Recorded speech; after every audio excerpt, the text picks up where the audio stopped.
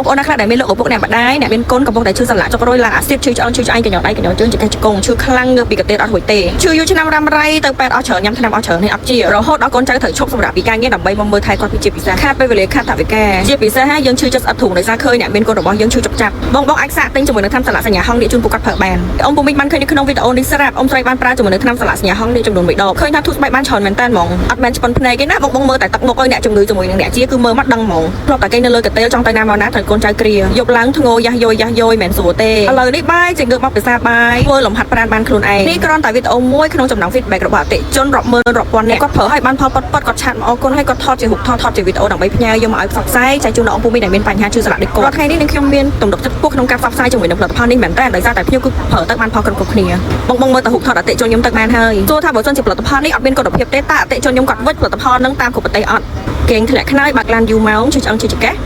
លេងកីឡាខ្លាំងឬឧស្សាហ៍មានកម្មវិធីហូបគ្រឿងស្រវឹងធ្វើឲ្យឡើងអាស៊ីតធ្វើឲ្យស្ពកដៃស្ពកជើងទាំងដៃទាំងជើងពិបាកទ្រាំហូបតែមួយសាប់ព្រាទទួលបានផលពិតតើអញ្ចឹងបងសាប់ feedback អតិថិជនខ្ញុំម្នាក់ទៀតទាំងអស់គ្នាបានបាត់ជិះកុំជិះអីហ្នឹងក៏ពេកដានមួយទេ